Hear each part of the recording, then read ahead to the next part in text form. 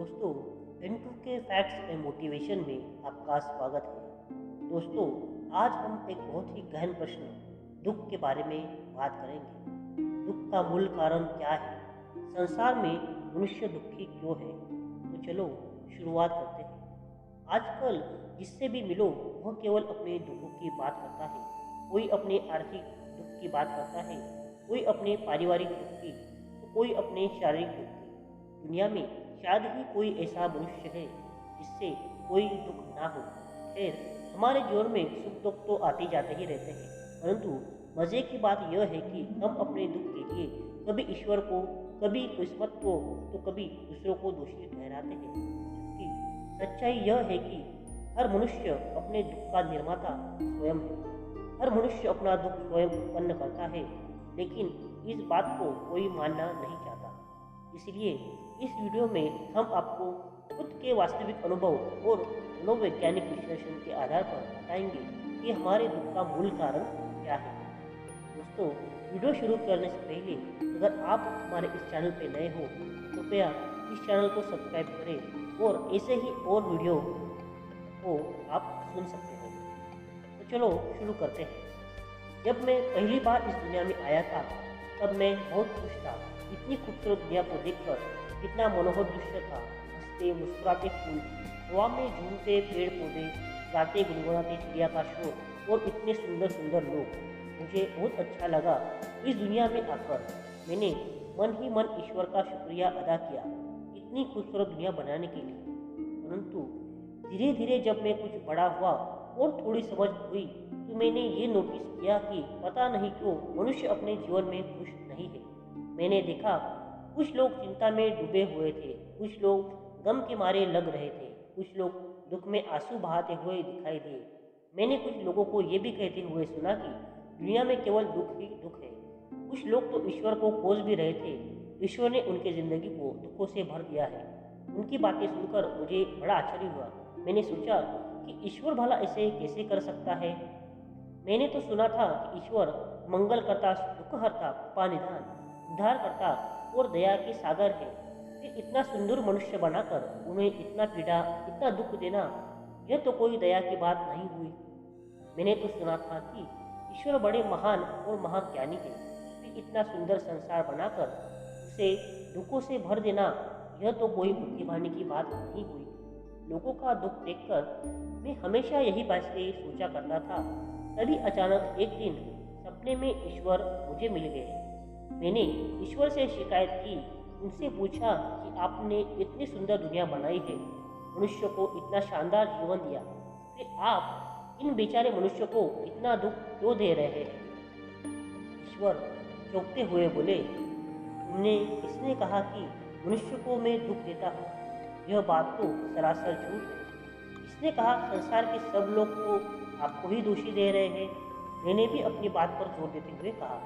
ईश्वर ने मुस्कुराते हुए कहा, तुम अभी बच्चे हो, तुमने अभी इन मनुष्य को ठीक समझा ही नहीं है। अपनी हर गलती को दूसरे को जिम्मेदार ठहराते हैं। जाओ अभी संसार से कुछ सीखो, जीवन को गहराई से समझो। धीरे धीरे तुम्हें सब कुछ समझ में आ जाएगा। तभी से मैंने दुनिया से सीखना शुरू कर दिया, जीवन को समझना शुरू कर दिया। क्योंकि लोगों का दुख देखकर मुझे भी दुख होता था। इसलिए मुझे किसी भी हाल में इस प्रश्न का उत्तर ढूंढना था, मनुष्य के जीवन में इतना दुख क्यों है? आखिर मनुष्य इतना दुखी क्यों है? मैंने इस प्रश्न का उत्तर ढूंढने के लिए अपने दुखों को भी गहराई से विश्लेषण किया। अपने आसपास के दूसरे मनुष्यों के दुखों पर भी काफ़ी रिसर्च किया।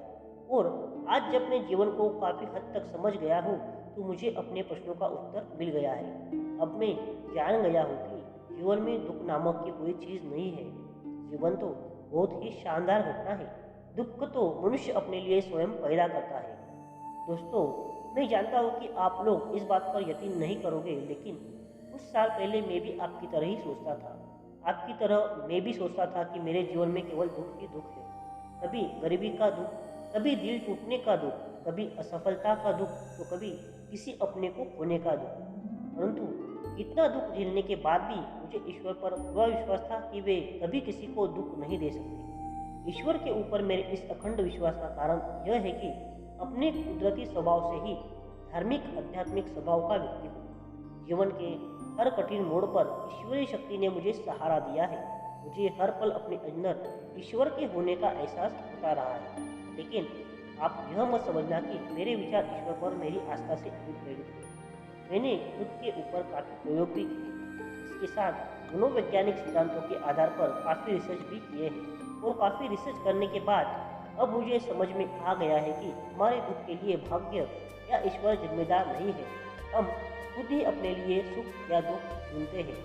हमारे दुख का एकमात्र कारण है हमारे स्वभाव और प्रकृति के नियमों के साथ संतुलन ना होना। हमारे धर्म ग्रंथों में काम, क्रोध, लोभ, मोह और अहंकार को मनुष्य के दुख का मूल कारण बताया है और मनुष्य को इन पांचों विकारों से छुटकारा पाने की बात भी कही गई है। लेकिन मैं इनसे छुटकारा पाने की बात नहीं करूँगा, क्योंकि मुझे पता है कि आज के समय में इन पांचों विकारों से परे होना किसी भी मनुष्य के लिए लगभग असंभव बात है। इसलिए आज मैं बात करूँगा हमारे जीवन और प्रकृति के बीच संतुलन की। परंतु सबसे पहले हमें यह समझना होगा कि काम, क्रोध और लोभ, मोह और अहंकार हमारे दुख के निर्माण में किस प्रकार की भूमिका निभाते हैं। गीता में भगवान श्री कृष्ण कहते हैं कि संपूर्ण जगत प्रकृति के अधीन है और इस जगत के सभी प्राणियों को प्रकृति के नियमों के अनुसार चलना पड़ता है। लेकिन हम इस पृथ्वी के सबसे बुद्धिमान प्राणी मनुष्य इतने मूर्ख है कि हम प्रकृति के विपरीत चलना चाहते हैं। हम जानते हैं परिवर्तन संसार का नियम है। कभी दिन, कभी रात, कभी सर्दी, कभी गर्मी, कभी धूप, कभी छाव, कभी दुख, कभी सुख, यह सब सृष्टि के जीवन चक्र का एक हिस्सा है। फिर भी हम चाहते हैं कि जीवन में सब कुछ हमारे अनुकूल हो। हम चाहते हैं हम जैसा बीज बोते हैं वैसा ही फल हमें मिलता है। फिर भी हम चाहते हैं कि हम बीज बोए बबूल का और उसमें से आम निकल आए। हमारे अधिकांश कर्म तो प्रकृति के विपरीत होते हैं, लेकिन हम चाहते हैं कि परिणाम प्रकृति के अनुकूल हो। गीता में भगवान श्री कृष्ण कहते हैं, संसार के हितार्थ के लिए निस्वार्थ भाव से कर्म करो और फल की चिंता मत करो। लेकिन हमें कर्म से ज़्यादा फल की चिंता होती है और जब हमारी कामनाएं पूरी नहीं होती तो हम या क्रोधित हो जाते हैं या तो दुखी हो जाते हैं। क्रोध में हमारी बुद्धि और विवेक को हर लेती है, इससे हमारी सोचने व समझने की क्षमता क्षीण हो जाती है और हम मानसिक रूप से विक्षिप्त हो जाते हैं। तपश्चात एक विक्षिप्त मानसिकता वाला मनुष्य मन, कर्म और वचन से जो भी करता है वो उसके दुख और से भी ज़्यादा बढ़ाने वाला होता है। अब आप खुद सोचिए कि हमारे दुखी होने के लिए कौन दोषी है। हालांकि ऐसी बात भी नहीं है कि हमारी इच्छाएं पूरी नहीं होती। हमारी कई इच्छाएं पूरी भी होती है, लेकिन जब हमारी इच्छाएं पूरी हो जाती है तो हमारा लोभ और बढ़ जाता है, जो आगे चलकर मोह का रूप ले लेता है। मोह का वास्तविक अर्थ होता है भ्रम, यानी हमें ये भ्रम हो जाता है कि हम किसी चीज़ के मालिक हैं। मोहवश हम संसार के भौतिक चीज़ों से अपना अस्तित्व जोड़ लेते हैं, जबकि गीता में भी कहा गया है कि परिवर्तन संसार का नियम है। जो आज तुम्हारा है वह कल किसी और का था और परसों किसी और का हो जाएगा। लेकिन हम चाहते हैं कि हम जो चाहे वो हमेशा के लिए हमारा ही हो जाए, और जब ऐसा नहीं होता तो हम दुखी हो जाते हैं। भ्रम से याद आया कि हमारे सबसे बड़ा भ्रम तो हमारा अहंकार है, जो आजकल हमारे दुखों का सबसे बड़ा कारण बन गया है। अहंकार में हम अपने अस्तित्व को सृष्टि के मूल प्रकृति से तोड़ लेते हैं। हम स्वयं को सबसे अलग और सबसे बड़ा समझने लगते हैं। लेकिन जब हमारा भ्रम टूटता है तो हमें पता चलता है कि हमारी औकात दुनिया में एक तिनके से ज़्यादा कुछ भी नहीं है। इसलिए इस भ्रम के टूटने से हमारे अहंकार को चोट लगती है और हमें दुख का अनुभव होता है। स्मरण रहे कि प्रकृति के नियमों के अनुसार संसार की हर चीज पंचतत्वों अर्थात पृथ्वी, अग्नि, जल, वायु और आकाश से मिलकर बना है और एक दिन उसी में विलीन हो जाएगा।